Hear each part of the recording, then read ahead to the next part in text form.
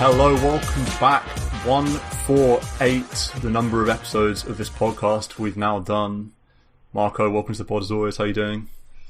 Doing good, thank you very much. Nice. Weather is nice. It's summer starts here after flooding in July and rainfall and terribleness.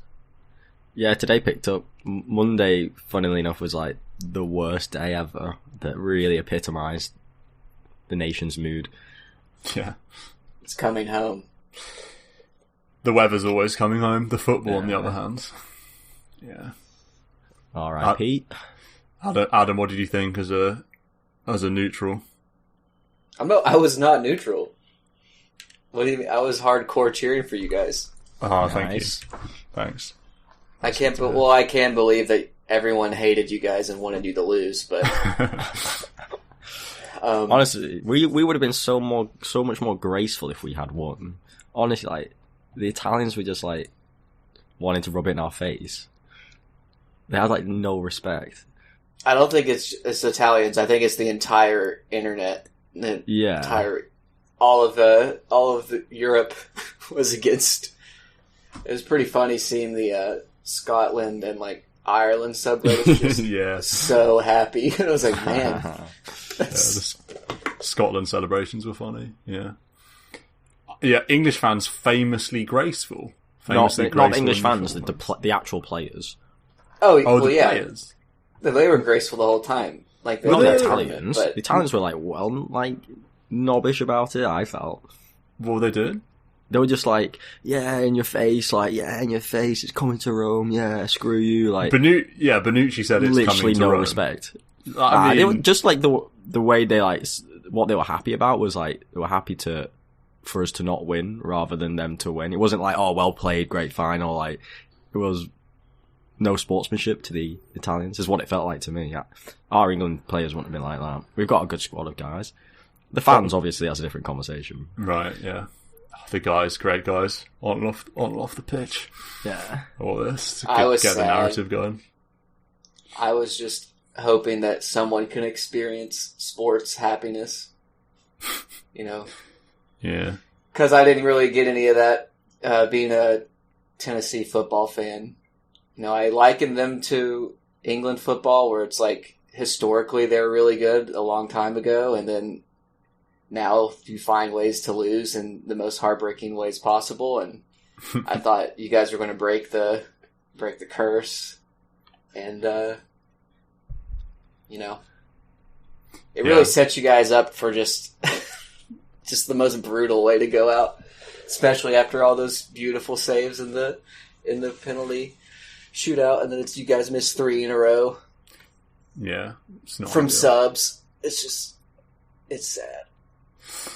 Yeah, I like how Adam says that we were good once in the past. It's like, we won the World Cup like one time.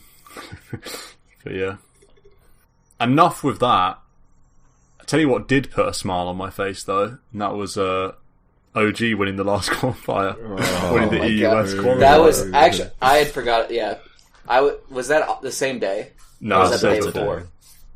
Yeah, I was pretty mad that day, to be honest. It just kept getting worse and worse. Yeah. On the upside, though, Elephant did win in China, so we get the cool super stack of Yang and Somnus and Eurus or Paparazzi or whatever, and is it Super or someone? They've got like some stack team. FY as well, of course, you can forget. So that's pretty exciting. And we know all the teams at TI now. Kurokulus. Yeah, I wanted Thunder to pull it off. I wanted to see some mid-Wyvern. I liked that. It was... That was very cool, yeah. Yeah, off pick, very cool. Watching 9 fly around. Like, once he had Boots of Travel, Witchblade, Ag, Silver Edge, man. And then he got the Kaya. And that was just permanent flying as Invis, max move speed, and he just like solos Thompson and flies away. It was just like amazing. Yeah, man, Boots of Travel, Witchblade Ags. Yeah, it's so much fun. I mean, Marco, you've been on the core Wyvern train for a while, but you're going to have to get back on playing this. I'm going to have to copy this, because this does sound fucking tasty. It was so fun. And, like, you know, when you solo Winter's Curse somebody and there's, like, no one around them to hit them, it's a shorter curse.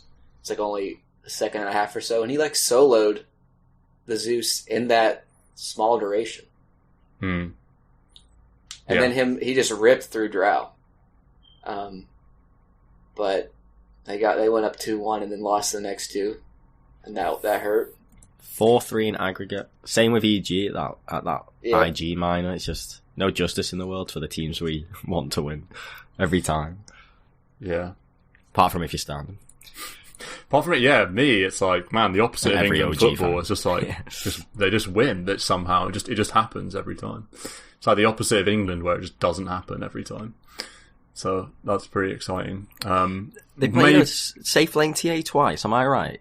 I didn't. Yeah. Is that okay? Is that cool? It's insane. Are we happy about that? I'm not happy with that hero being able to safe lane like that. I think the Ags is ridiculous, but I can't say that and also be cool with Wyvern, because that's really broken too. So it's just a matter of who I'm cheering for. You know what I mean? Can't be biased like that. They both play broken things. It's definitely fine. The safe TA's been a thing for a while. Like Nigma and the old Liquid used to do that. Miracle used to play in the safe lane.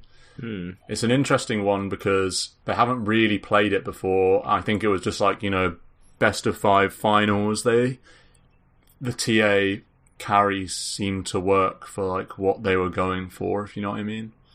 It's very, very good, especially when they're super focused on stacking, which is what No Tail Naga and you know, when he played Disrupt, it was just like Giga stacks, and TA just super farms, and then that Ags is like really hard to deal with, flying all over the map. Watching the quals, Arcane Blink, the cooldown reduction, what is it? When you blink in, for a certain number of seconds, all of your spells get... what's the percentage? 25%, I think. Yeah, I sort of had... And decreased cast time, maybe? Yeah, I didn't appreciate how bonkers that was on some heroes. So, for example, Tide in this series, 33 once and then Seb once. We're getting this item... really quite early, not as like a 7th item when you've already got 6 slots, but like they're actually getting it a bit quicker. And I just like, looked amazing to me. It looked like the fact that they have Ravage on back again after like 70 seconds. Well, PPD said that was one of the reasons why they lost the first game. Okay, maybe it wasn't that good, but like he said, it's just like, why not just get Refresher? You know. That's true. Instead of because they were he said it was one too many hipster picks. Like they were already doing the Helm Rush, starting with no starting items, and waiting to get Helm of Iron Will, and it's like, okay, Helm of the Dom on Tide, and then off lane in general. Okay, that's great, but then to like follow it up with no Shivas and no Refresher and go like Arcane Blink. Yeah, that's fair. You'd rather have double Ravage than like have Ravage once every 80 seconds or so for the big team fight. Yeah, it's interesting. I was listening to, or actually I watched in retrospect a bit of the Gork stream where he watched the finals with Puppy and Pile Die, which I thought was mildly interesting. But at one point they were talking about the Arcane Blink Ravage versus the normal Ravage, and they're saying that you should be able to BKB react to a Tide Blink ravaging you like every time, and that's obviously for pros. Seems pretty hard to me, but that they were making that argument, and so they were saying that the Arcane Blink, the real value is the fact that you can't do that anymore because of the quicker cast time. It comes out faster. Yeah, because it comes out so fast, you like can't do it anymore. Whereas Pile Die and Puppy were saying to Gork like, oh, if we go into a lobby, try and Blink Ravage me from like Shadowblade, and I bet I can BKB react to it like every time just because of the cast point. So even if they're stood next to the Tide, that's what they were saying. That's what there's meant to be this kind of 100, 200 radius around Tide, which is an instant. So obviously instant after you've cast it, but I'm sure that cast point's still fractions of a second. I get the idea that if you're not next to the Tide and the Ravage moves outwards, then there's definitely time to react to the tentacles moving outwards. But there is a small radius where it's instant. Assuming, I guess I've never really considered Ravage to have a bad cast time, but I guess it does. But I mean, like, it's definitely not Doom or Axe Call. Like, those are awful. Ravage feels faster than that. Yeah, I mean, I thought it'd be almost impossible to react to if they're next to you. No, okay. So cast animation 0.3, so you get Arcane Blink and it makes it 0.15. So they were sort of suggesting that. Yeah. I mean, that's like human reaction time is on the order of that window, right? 0.15 seconds or so. Yeah. So maybe like interesting one. It is true. But it's a lot of time. It's a lot of money to spend on an arcane blink just to decrease your reaction time by like 0.5 seconds. But you know, that can make all the difference, I suppose, when you're trying to like burst some Terrorblade or Lena that's mega fat. So I thought that was kind of interesting. Yeah, that was awesome. That Lena ripping through people like a Tide, a tanky Tide, and this just Lena from 1,000 range, just pew pew pew pew. Yeah, the 9 Lena seemed to be very popular. Did they start banning it, or did they stop picking it? Seemed like quite. I think he played it twice. Guy. I can't remember. Yeah, he played won it game 1 and game 2. Yeah. Like, Sumail played really well in the games that they won, and then his Naga was, I don't know if the hero's bad, but he got caught out a lot, and they were just kind of like, they weren't really playing together. Like, they got really far ahead, OG did, and then they kind of got a little cocky, and they lost a couple fights, and then they got outscaled, and the Naga died a lot, and then the Drow just got annihilated. I mean, that was the Wyvern game. The Wyvern had an amazing game, and I don't think they had anything to deal with it after a certain point, and then they figured out how to deal with it in the final game. Disruptor, or Axe. I don't know if Axe was in that last game, but Disruptor seemed very good against Wyvern. The whole point is like, oh, look at me, I flying vision, run away over the trees, and you just get glimpsed back, or if you just get put into the kinetic field, it's over. Yeah, they had 4. I mean, all 5 of their heroes are pretty good against core Wyvern in the last game. Like Nyx, obviously, to hunt, and then Darkseer Surge is very nice because, you know, you just go through all the slows and stuff and you can gap close, and then Pangolier just rolls at you, and Disruptor, like Adam was saying, and then TA seems okay. I mean, Wyvern's decent against TA, but they obviously felt like that was the carry pick for them. Yeah, you had to, Winter's Curse, a rolling Pango with no one around, and it's just, like, feels bad. The carry choice of the 5th game, so Skeeter played Ursa, and that just went Battle Fury. So, just looking in the last Grand Final and upper and lower bracket finals, melee carries, I'm assuming Terrorblade is a ranged because of meta, melee carries don't win in this meta. I swear to God. Yeah. They just... the winning hero is TB, or it's a Luna, or it's a Drow. As a Raisin, or another Drow. Luna, TB, just all the time. Luna. Naga didn't win. Ursa didn't win. Anti-Mage didn't win. Yeah, it's like any melee hero that was picked in like the last 4 matches didn't win. PA on Nigma lost first game against Liquid. The last 4 matches of that tournament, not one melee carry won. I don't like an Ursa in a grand final. It feels too playable. It feels like a hero that you kind of stomp a team with. It doesn't feel like a hero that you go, yeah, we've got a condition that we're going to win off. He might have had a chance if he got late game and had the Ag Shard plus Aghanims, but he didn't get there. And they also, in the draft, they're like, oh, he'll probably go like fighting build and get a diffusal blade, and then you have overpower plus diffusal blade and every hit is 2 refractions, like one for your hit and one from diffusal. And it's like burn mana is really good against TA as well. And it's like that's what they're going to do. And then they didn't have the same game plan as the people theorized. It was Battle Fury. Then, I mean, who in the right mind? Obviously, I don't know anything about this game. This is just complete armchair flame. But who in the right mind thinks that a Battle Fury game plan is the one to do in a game 5 against OG, but the game that takes you to TI? Not like Battle Fury is that's your plan. If you're gonna in a pub, it's kind of questionable. If you in this state of a game, Battle Fury is your idea of how you're gonna win. I don't know if that's just kind of arrogance that you think OG are so shit that they're not going to be able to punish or upset your farm. But like, all teams are well, OG. It's not like you're against some snoozy China stack. Like, Battle Fury's trash. Greedy. Yeah. It's greedy because you like, Wyvern's going to carry the game anyways. Like, that should be...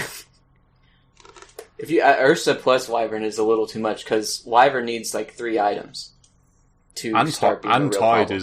I'd say Tide's a relatively greedy 3 as well. Tide wants items as well. Also, against that lineup from OG, they come online so quick. Like, Seb Darkseer doesn't need anything to be online. He's just surging and vac walling. Then you've got a Topson Pango that you know just wants to run at you. And then you've got a TA that TA comes online so quick, like, as a carry. TA's going to have Deso Blink and you're going to have Battle Fury. It's like... Yeah. And also on the melee carry point, and Ursa going against a Darkseer is running you away, vacuuming you. Pango, you can't keep control, can't keep disarming on top you, of, disarming and stunning you. And then even a Disruptor is like mildly decent control. Your enrage ain't going to do anything against a kinetic field and glimpsing your back. And then TA these melee slow. Heroes, and the TA slow as ever mind. The Nyx with 2 stuns. It's like in the words of every NA talent that's ever existed, this hero can't play Dota. Ursa cannot realize any value against all this bullshit, as many melee heroes struggle to do. So, sad. Power of Kinetic Field, very good spell. Yeah, for sure. Underrated spell.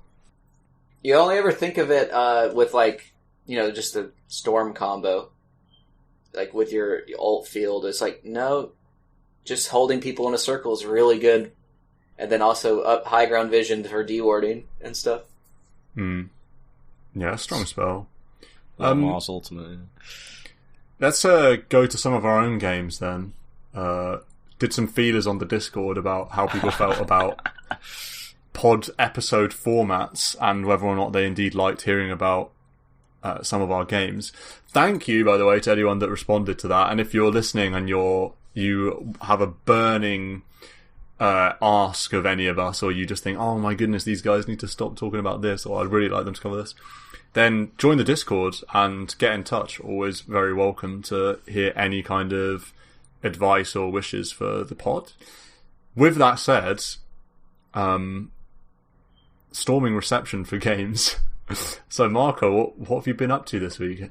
How have your games been? With that said, I'm going to appease the maybe 0 people that said they didn't like the game segment and say that I didn't get any chance to play more Nemesis and no chance to play real Dota either. So, Pretender, what are you doing on the pod? It actually is not acceptable. Feels bad. Oh no, actually, I remembered what I was going to say. I was going to make an apology about last episode when I was flaming the gatekeepers of the professional scene. It was awfully harsh. I was going to write a written statement and read it out, but I forgot to do that. I hope I didn't offend any Liquid fanboys and fangirls. Yeah, well, they're not a no TI games. anyways. So. Get fucked. Yeah. Yeah. Alright. Thank you. Adam, games? Been playing a lot. Not with you guys. I did get to play a couple with Stan yesterday. Nice. That was nice, but we lost. Yeah. Cavern is a cruel mistress. That's all I'm doing. Just trying to do the Cavern. And I played a safe lane TA. That was a lot of fun, but been dealing with people abandoning. It's not fun when people abandon. It's like, I thought our game was fine, but it was a 4-stack with a random 5th, and the random 5th was a mid Pugna, and apparently he got upset at like 11 minutes into the game and just decided to abandon. And I think I had Treads Dragonlance and then almost a Deso at like 12 minutes, and I was like, oh, well, this game went from being really easy to a guaranteed loss. But we played the whole game for whatever reason. So, yeah. I won a game with Sir Action Slack's level 30 techies on my team. Oh, nice. Only 19 minutes because someone in that game abandoned on the other team. I don't know why. It was a Phoenix. 4 Phoenix. Killed them once in the lane, and they just decided to leave. So, that one, don't really know how to explain that. But it was a bummer, because I wanted to play with him longer, because he's funny. Yeah. He's positive, mental attitude. Been playing a lot of Abaddon, thanks to Tundra. I was playing that before, but it's like, I like the game when 5 Abaddon is good, or it's like, in style. Because I like a Battle Paladin, healing people, shielding things, keeping people alive when they shouldn't be. That's a lot of fun. Nice. And then one other... So I'm really frustrated by the Jug PA matchup, having played a Jug, because PA can just press the E button and disjoint your Omni Slash. So that made me sad. It's like a big counter, and then you wait until they don't have blur, and then you Omni Slash, but then all of a sudden she throws out a Q and one-shots your support and refreshes her Ags, and then he just presses E again and disjoints your Omni Slash, and you're like, why? Why is my whole hero countered by one negligent spell that doesn't really matter? Like in the grand scheme of her kit. But fair enough. A game of counters. Yeah, I remember that game, and we see PA use Blur, and then, Blink Strike and get a kill. We're like, I committed Blink Strike and Blur, like perfect Omni-Slash opportunity, and it's like, nope. Aghanim Scepter, just Blur again, see you later. It's like, oh. Yeah. Feels bad. Also, one other thing. I played a Naga support because someone randomed it first and then didn't communicate until the entire draft was over. So I was like, I don't know what position I am. They marked safe lane and random Naga, but we have also a safe lane TA. So I was like, I guess I'll pick mid Mirana because maybe I can play 5. And then he's like, swap with me. So I played 5 Naga. And I was like, I'm going to do my no-till impression. I'm going to stack all the camps for my safe lane TA. And I did, and it was like the easiest game ever. And TA just farmed like crazy. And then I got an Ags, and that Ags is awesome. You can, ensnare BKB targets, and you can also ensnare people during your ult. And it gives you plus 400 range on the net. So, it's crazy. Yeah. And then, there's nothing better than ensnaring a spinning Jug who thinks they can, spin TP, and you're like, nope. From, 1,000 range, you're like, here's a net. Yeah. How does it work, then, the ensnare? So, the Ags makes it pierce spell immunity and sleeping units. Okay. Yeah, so you can... Because it used to be somehow that net just by itself. To pierce it. Yeah, it used to pierce it because you used to be able to cancel black hole BKB with a net creep that you could helm dom or Naga. So now you get the Ags and you can do it, like you said, through your own sleep and stuff. I guess it did kind of get nerfed. It used to be BKB or piercing, but now you got to buy an item. But they make it do a lot of stuff. To where it's definitely worthwhile, especially on a support, to get I think even Sumail got it in his Naga game as carry. But yeah, like Ensnare in general is just absurd. Like, it's very good value points, and like I think it tops out at 5-second like stun root, but like just holding people in. I mean, it is pretty laughable ensnaring someone and then like your TA just 2-shots them from 1,000 range because, you know, that's what that hero has now with Dragonlance and the talent. Yeah. Cool. In terms of my games, I don't have a whole lot to report. Played a carry axe yesterday, which was, I mean, you farm fast. Didn't turn into a win, but my goodness, you farm pretty quick, especially when you have a free lane, obviously. So that was a lot of fun, a lot of creep cutting and good stuff like that. And then played a Dawnbreaker, and I've played a couple of Dawnbreakers recently, but I actually feel like we might have given Dawnbreaker a bit too much of a hard time when we revisited the hero. Was it last week or the last week before? I can't remember. I think it was last week because I also played a Dawnbreaker game and won. I was like, this isn't as bad as what we said. Really? Yeah, I played with it and I was like, actually, this is good. This is not bad. And I sort of looked at the stats again. I was like, yeah, I mean, it has quite a high pick rate and it's got a 51% win rate. It's not bad. And I actually What position did you play in? 3. Okay. I played at 4. But yeah, it's like, okay. You know, it seemed good. Yeah, I think maybe we'll come back to this later on in the pod. Maybe let's do it now, actually. Let's just do it now. The Dawnbreaker revisited. Don't think it has to be too long, but I think the ult, it doesn't actually have to land to still be good. And I was sort of, when we were thinking about it last week, I was thinking, oh man, this ult with this stun is like so rubbish because you never get it off. But actually just that repositioning ability globally, and it forces the enemy, it's almost like a fear, it forces enemies to either BKB or like get out of that area, or they're going to take a big fat stun into like a huge queue.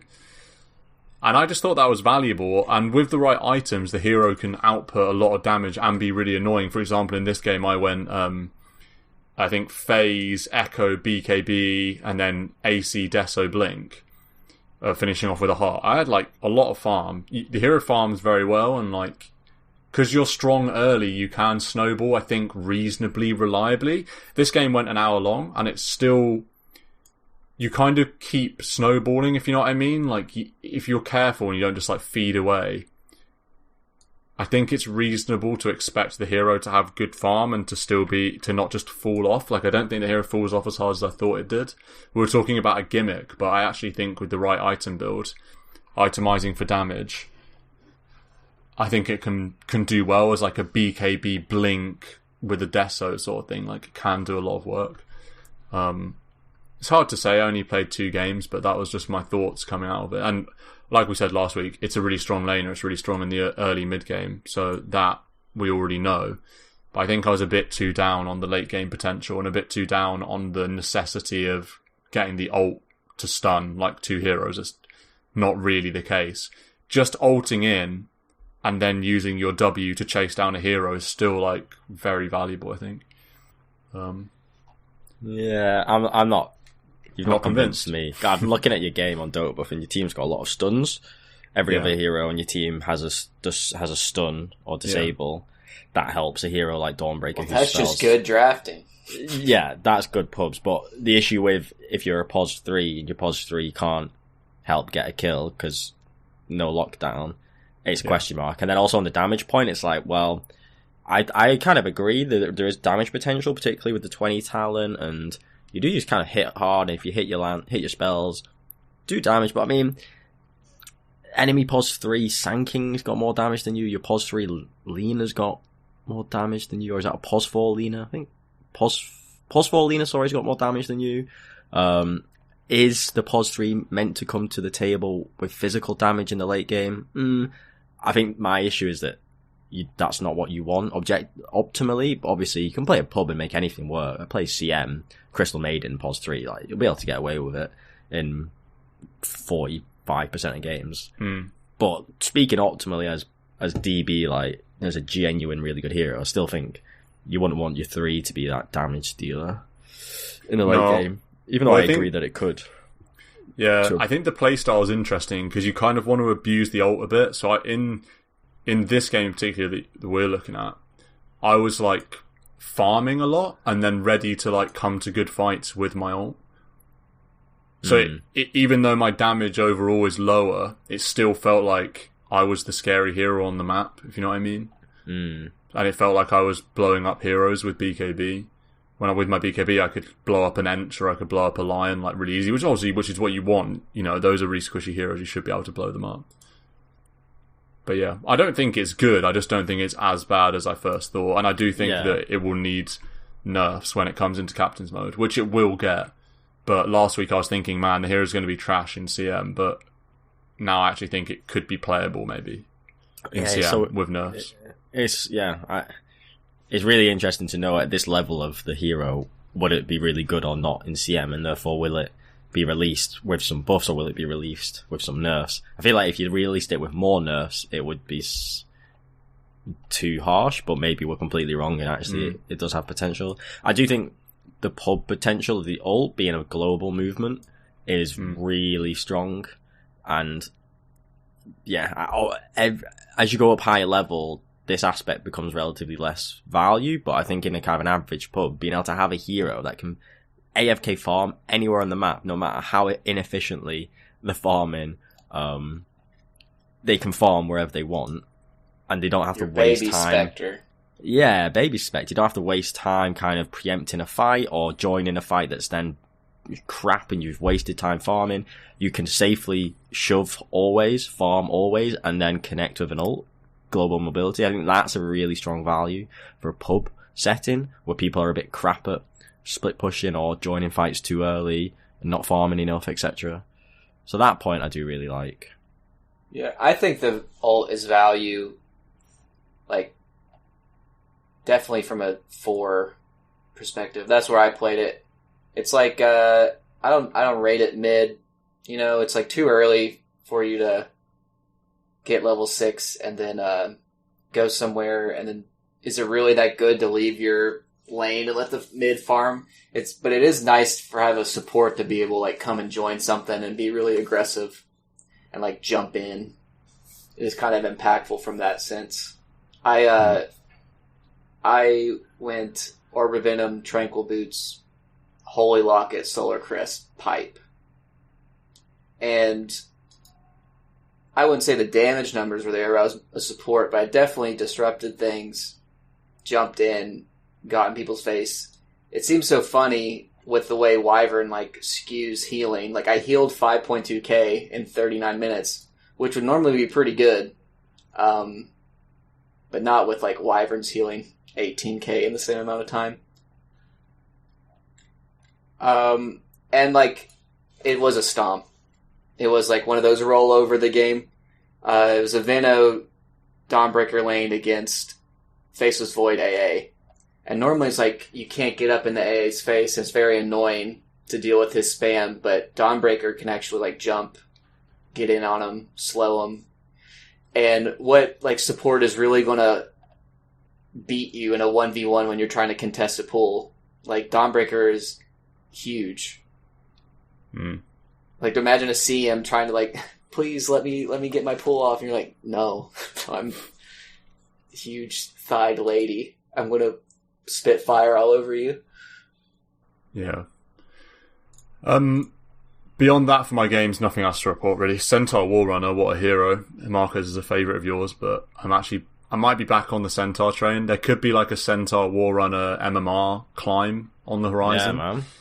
I don't think I can I'm away this weekend, but after that, maybe I need a run. Give me like a 2-week run at some ranked games, and Centaur Warrunner might be like back on the table. The hero is just like so straightforward and forgiving. It's such a forgiving, straightforward hero. No more Underlord. Yeah, Underlord can come along as well. Friendship ended with Underlord. Centaur Warrunner is now my best friend, or Brad Warden. It's my best friend. Yeah. I think the ease of execution of Centaur is really unparalleled in the 3. and it's a good 3 just from the basics of this fat tanky hero can dominate lane often, but then the game plan is so basic it almost hurts. And like how easy it is to farm, shove creeps, retaliate, and just it's so easy to kill creeps, and all you've got to do is blink stun and remember to use Stampede. It's not one of these like a Pit Lord even. It's basic, the kit's basic, but if you use a shit Malice or you waste your Q, you kind of screwed up. There's actually more potential to screw up. Or if you're a Mars, bloody hell, that's not even trying to hit an arrow, a spear. That's just not happening. Like in Centaurs, it's so basic. The one thing with Centaur that I would say that you have to sometimes get right, and even this is with the caveat, but I do think the items are quite important, because once you've got the blink, like, what do you do next? Farm there are more lots of efficiently. options, but that's the thing, though, is that because you farm so well, and your game plan is so basic with the blink stun and stuff, it's almost like you play Centaur and you're thinking about, should I buy Lotus, should I buy Halberd? Like, what's the right item? BKB on you, lad. Or BKB or whatever. But then if you play another 3, it's like you don't even get to that point because you're 3k less gold, so you don't even have the choice to make. I would make Marco so mad when I would play Centaur.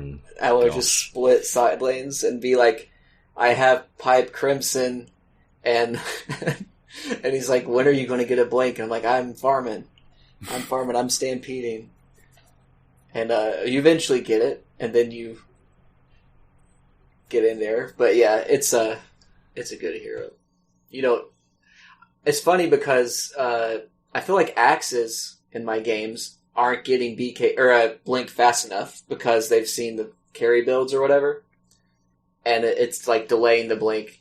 Whereas Centaur, I think you want to get the blink quicker, like Hood Vanguard blink, but like don't finish Pipe, definitely don't finish Crimson. Oh no, Again, maybe like if you're against a Luna, Crimson's really good, but like most of the time, or maybe even one of the two of Hood or Vanguard, and get the blink. Yeah, I'm a massive fan of getting that fairly quick blink.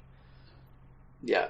You get Vanguard so fast now. Same with the Hood, and I feel like I like the hero a lot when it has both of those because you're not doming yourself for as much damage with the W, with the Pipe, and then the Vanguard just makes you beefy boy retaliate man. Like both of those really synergize nicely, and then the blink. But it's crazy. It's like that's 6k, 7k net worth, and you sneeze and you have that on Centaur, as long as you don't like get dumpstered in the lane. Yeah. And people stay too long in lanes anyway. And when you're a Centaur, if you're maxing retaliate and you get Vanguard, you are just untouchable in like any lane. It feels like. So you even when you have a bad lane, I feel like you can recover on Centaur and like get good value out of maxing retaliate. Basically, you're so hard to go on. Retaliate Vanguard kind of makes you on the same level of Tide, of not caring about like stacks.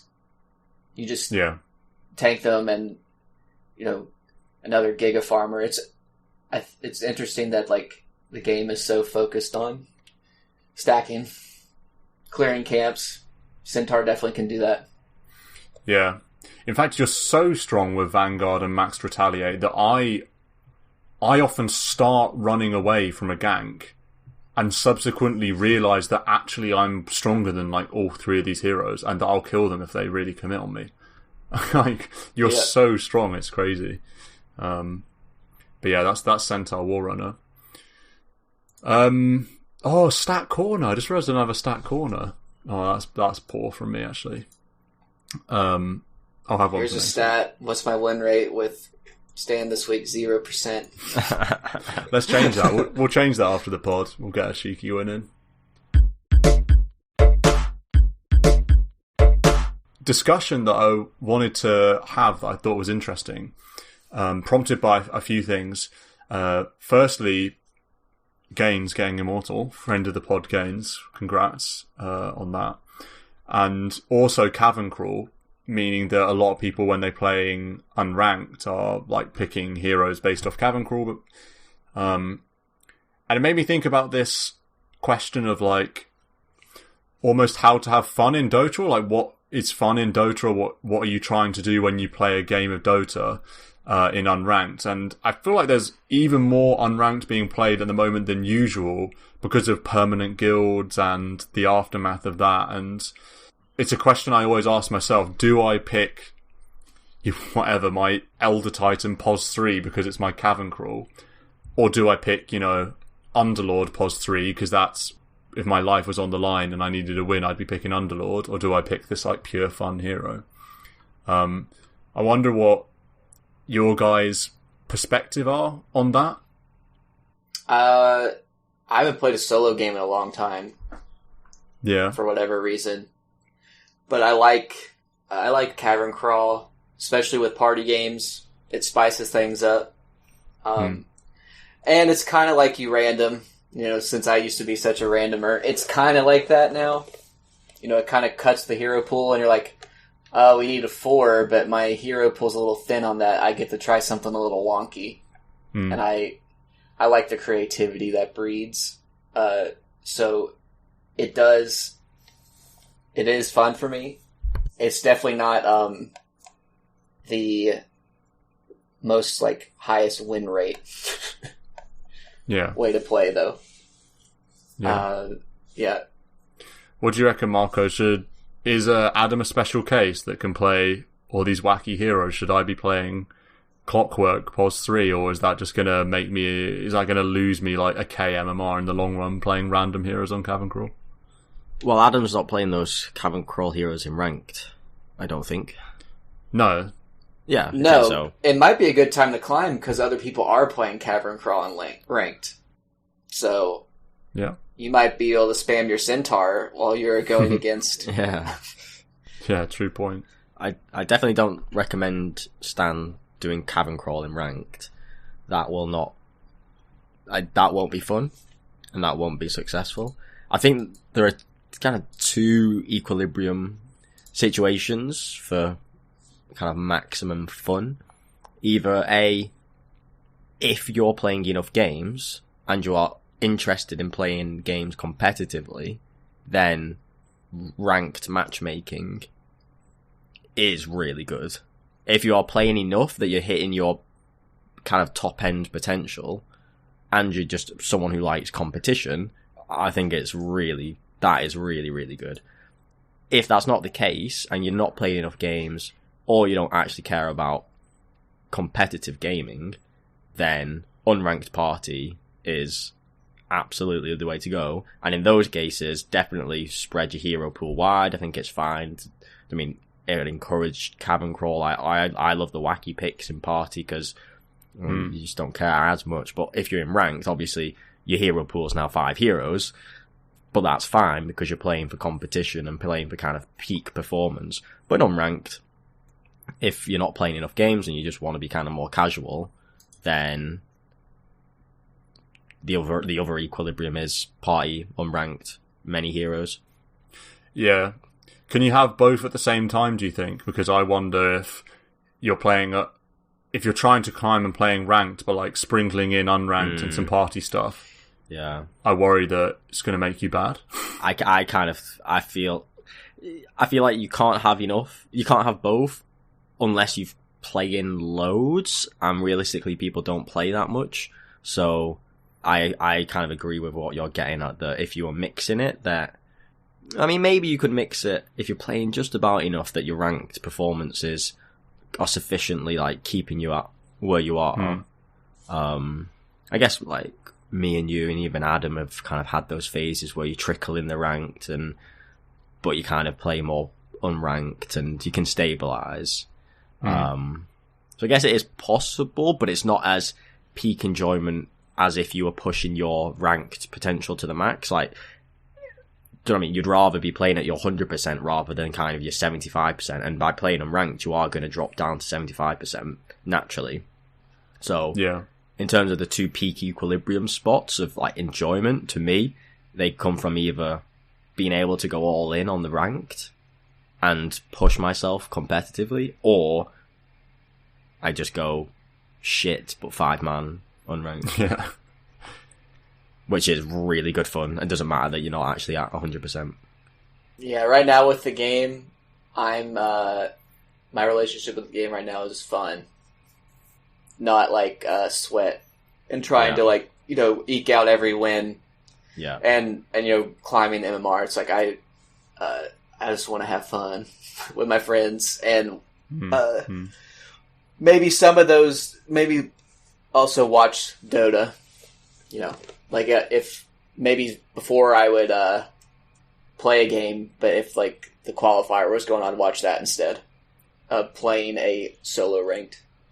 But now there's no tournaments for 3 months, so maybe it's going to be a lot more unranked or trickle in some ranked games. But right now, the Cavern, I always like to try and complete the Cavern, so it's unranked fun party time. Yeah. It's Which interesting. is what, the game is supposed to be fun, first and foremost, so it's nice. Yeah, for sure. I feel like my personal perspective is maybe slightly different in the sense that I feel like actually when I'm playing unranked, I often come out of games feeling like I wish I'd played, or I wish I had not quite like a cavern crawl hero pool, i.e. like every hero, but maybe like learn a hero in unranked. I feel like that's another thing that you can do that's quite fun. Like even when you're just playing like unranked party, you can spam a hero, but maybe just not me spam Underlord. Do you know what I mean? Like spam a hero that's not your current ranked go-to, but like a hero that you want to get better at and that you could try hard at.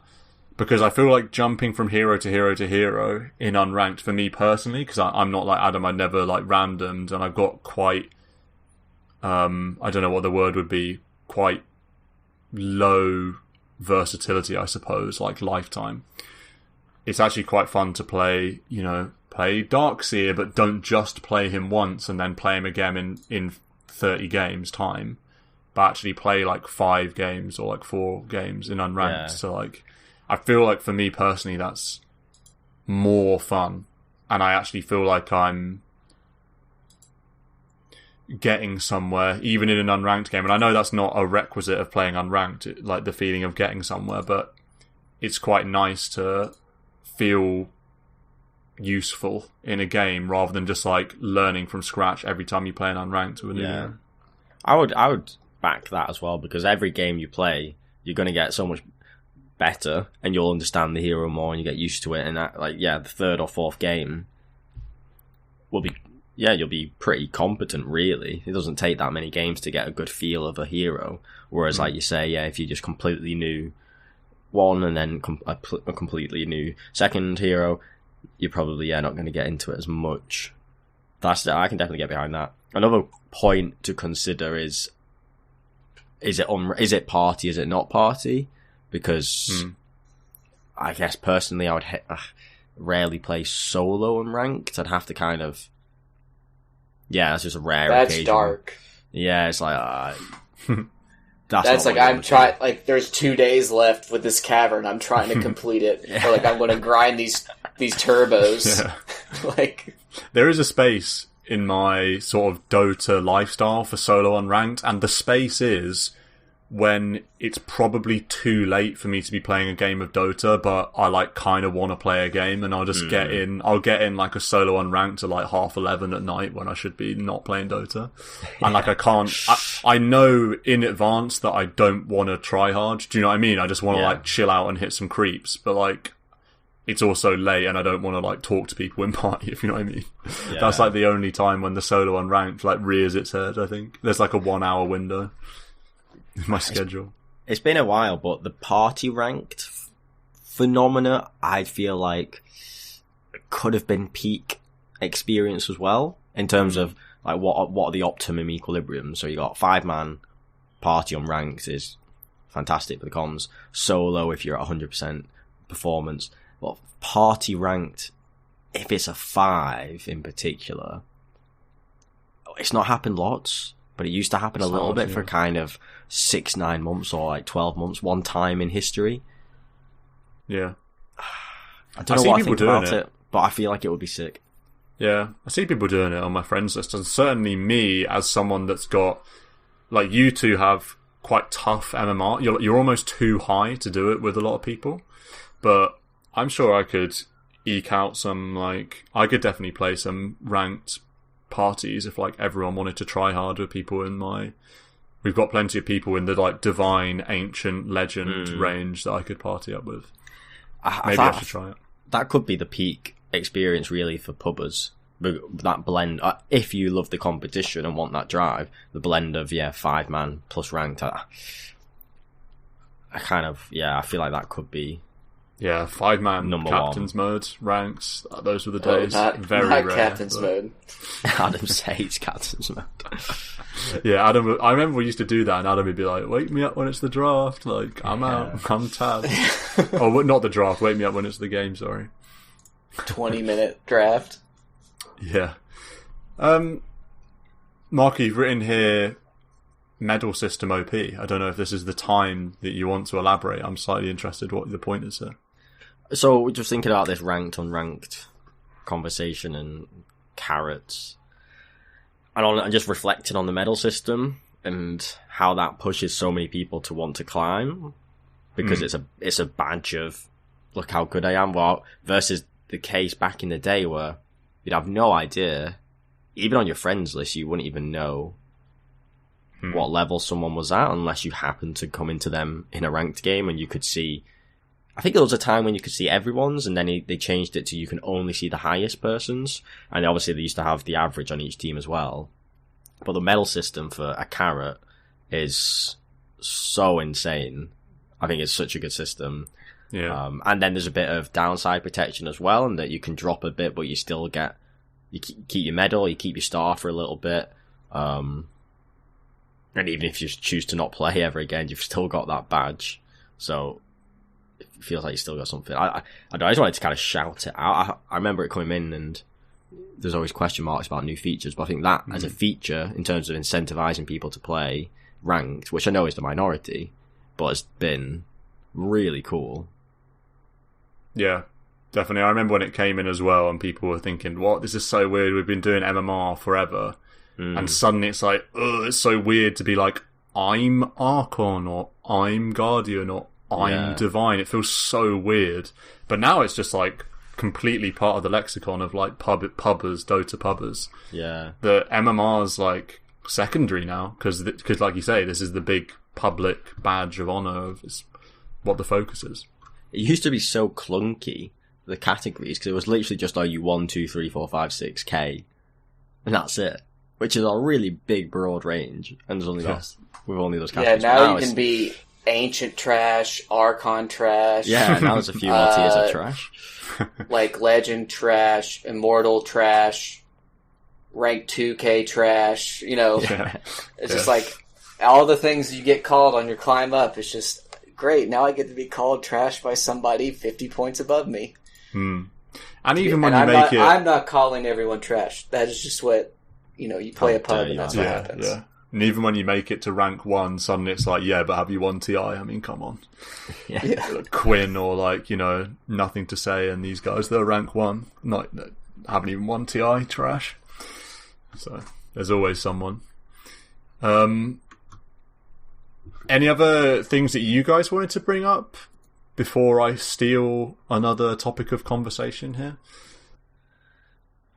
Well, you mentioned games, shout out hitting Immortal, and thinking about how to climb, because that kind of vaguely came up in conversation. I really like the suggestion of, I think he mentioned it in one of the PowerPoints about look at your deaths or improve your deaths, or then just more generally, don't die and try and not die. And particularly, I honestly, it's relevant to pause 1, 2, 3, 4, 5. I think it's such a good little mini game to set yourself, whatever position you are, to kind of put it as a top priority. Like, how can I play this game without leaking deaths in the laning and then in the mid game, and then in the late game?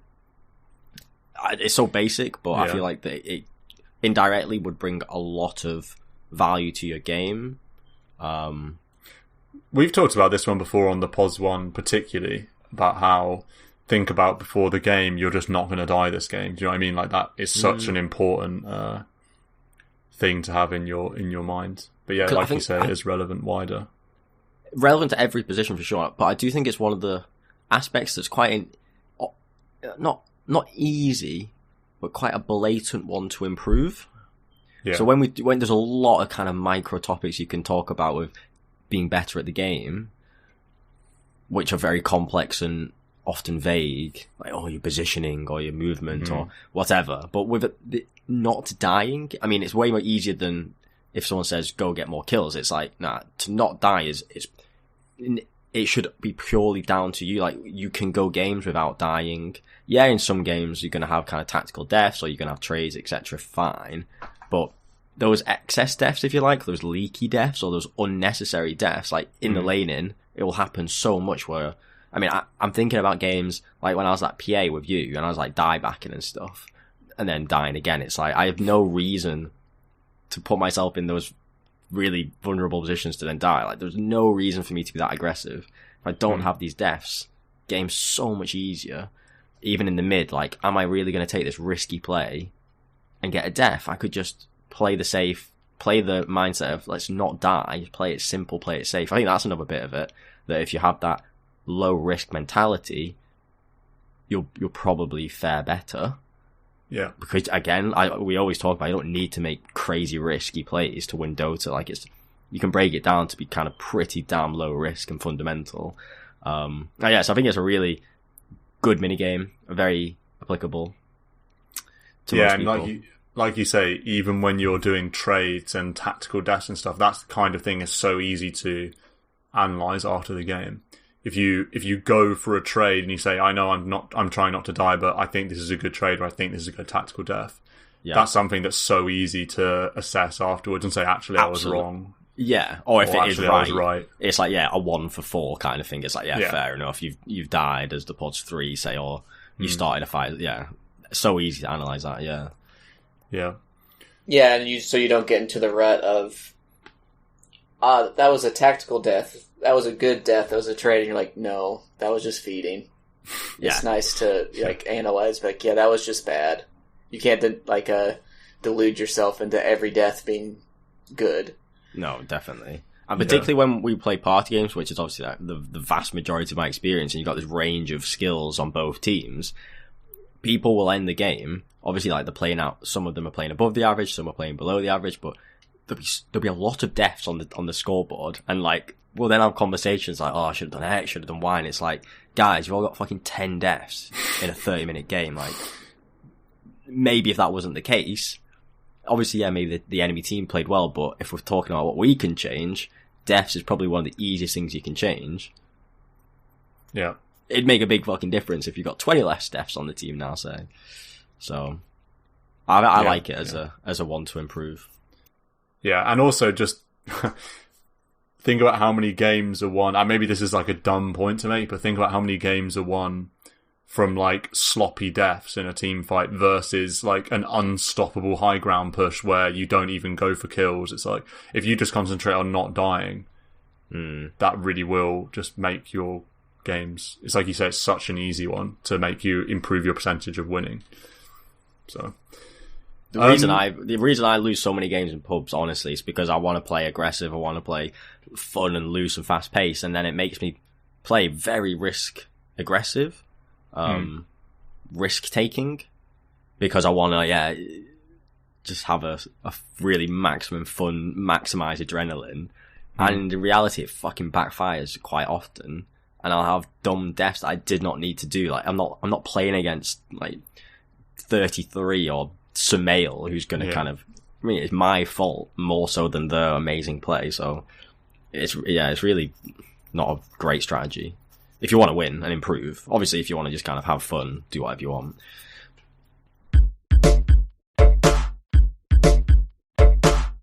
We talked about Luna and Terrorblade and range carry, so I don't think we need to revisit that one. But just as like a final thing here, maybe for like 5 minutes before we wrap up, Timbersaw as a POS 3, seen a lot of it at the qualifiers. Quite a high value pick, I would say. Lots of bans, lots of picks, even first phase bans and picks. I've played the hero a little bit. Marco, you played it more than me and certainly more successfully than me. I'm always wondering what makes the hero good in your opinion. Like, it's very easy to be like, oh, it's good versus strength heroes. That's the kind of analysis you'll get at like my MMR. Like, oh, they picked 3 or 4 strength heroes. Timber free win. But I think from playing it that the hero is actually a little bit more complicated than you might first think, and particularly around playing team fights and what your priorities are. I often find myself chasing kills that I can't get by myself, or being ignored, and just wondering, what am I supposed to do here? I swear I'm supposed to be some big crazy Timber that's like indestructible. Yeah, I think it's a fairly complex hero in terms of how to maximize its value, because I think a lot of that value comes from the space creation and the drawing resource and draining enemy resource and making space and time for your own team to not maximize, but utilize. Yeah, take advantage of. Yeah, take advantage of. And so you can think about it in the early game, you ideally will dominate a lane. If you get to level 5 with 3 reactive, you get to 6, you can typically be bullying out the enemy carry or applying a lot of pressure that it's then hard for them to stick around. And then if you've got this, that's kind of standard, and then with that strength, look to take the tower, and you kind of creep skip in, and you're occupying a large part of the map, and you're going to get in the tower, and then you're opening up the map via that way. Then in the mid game, I think you do a similar idea of you're playing very aggressive on the map. You're kind of baiting people towards you. This hero does have high damage, and if you're able to get it off, supports and heroes are going to struggle. But again, I think the biggest value to it is that how much space you take up and how much time and attention. You can think anecdotes so easily of when we've drawn 3-4 heroes to try and kill an enemy Timber, and I'm sure a lot of listeners will have had the exact same scenario. Fucking half your team, 4 team members, try and kill a Timber. Best case scenario, you kill the Timber, and have wasted so much goddamn time and effort that the rest of his team's laughing. And I think that's really where the main strength of the hero comes. And when you watch it in pro games, which is obviously a vastly higher level than pubs, but that's exactly what the Timber's doing. It's like hitting tier 2s. It's so kind of obnoxiously far down lanes that it's making the enemy team respond and react or overcommit. Your baby brood. Yeah. Or a brood in a car. I don't know in a car. What metaphor you want to use, but like when brood wasn't popular, Timber did what he did. Like, he did brood things when brood wasn't popular. You know?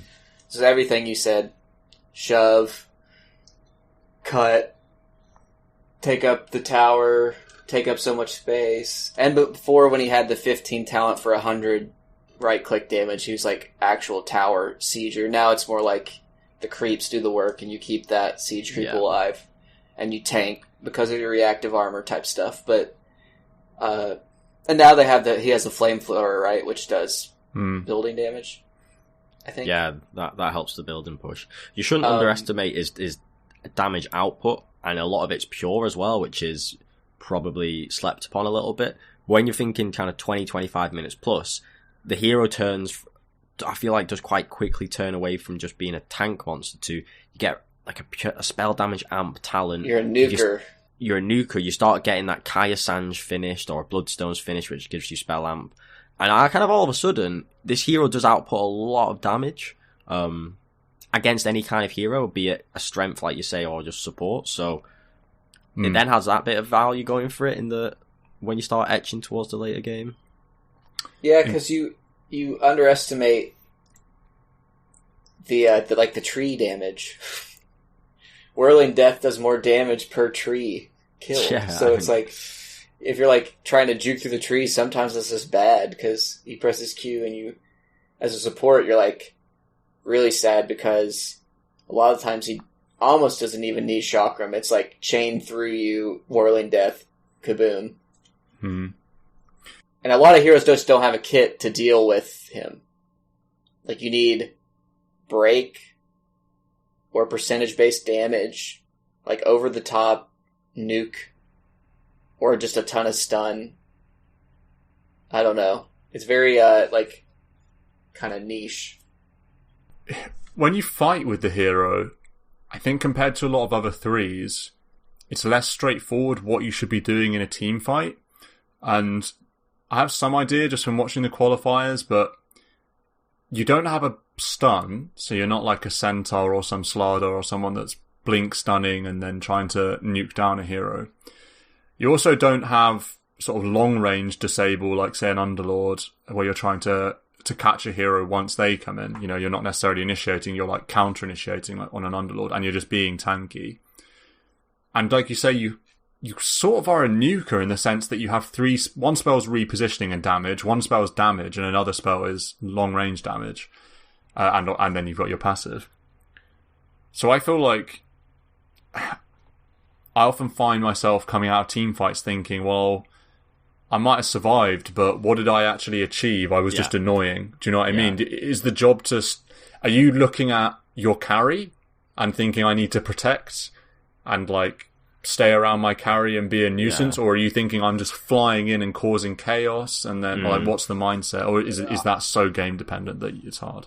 Obviously, there's going to be some game dependency, but I think the latter is more on the point. And I think this hero is so fun to watch and so interesting to watch because it epitomizes space creation. It had, like you say, there is not one bit of lockdown or disable in the position 3 spells, which is very unusual for any position 3 to have literally no control or disable. It's purely about crowd control and space creation and flying in and stopping the enemy using spells where they want to, or making them use spells on you because they have to, because you're kind of in the face. Who's your target to go on? Yeah, that's going to be game dependent, but if the lion uses a hex impale on you, what a win. Or if you're like, if anyone's throwing spells on the Timber, or any time and attention's placed on the Timber, that's a win, because you're so tanky and hard to kill that ultimately you're ignored, and the enemy team doesn't touch you until the very end. It's like a bristleback, really. Right. But if they're wasting time and attention, resources, spells, items, trying to deal with you, that's a win for your team. And so it is definitely your second point of chaos creation, disruptive behavior. I think that really is Timber's name of the game. And then on top of that is the fact that you've got a lot of damage output, and so you absolutely can slice heroes, do a lot of damage in team fights if you hit your spells, which granted aren't the easiest to hit, but you can do it. Because you can't save anyone. You can only just proactively create chaos and stop them doing stuff. Yeah. It's an interesting one. It's a hero I'd like to try a little bit more because it is fun.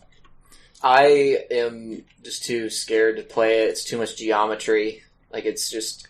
There's too many potential things you can do. Too many potential outplays. It's just like you're given the keys to the castle and I don't know what door I want to open. So I just don't touch it.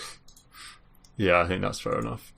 Did you know that Chakram slows more the lower health you are? Really? I didn't know that. Yeah. I thought it was a straight slow. For every 5% of your health missing, it slows 5% more. Wow. So that's why if you get hit and you're like at 100%, it doesn't really slow too much. But if you're like giga low, you're just stuck in it. Did not know that. There's your stat corner, listener. There you go. That's what we learned today. Any final thoughts, or are we flying into another week? Fly on, yeah. Flying towards 150. That's the fly. One more ep, and then it's 150. It will crack open the champagne. Yeah. But yeah, until then, have a final whistle, and we'll see you again in a week's time.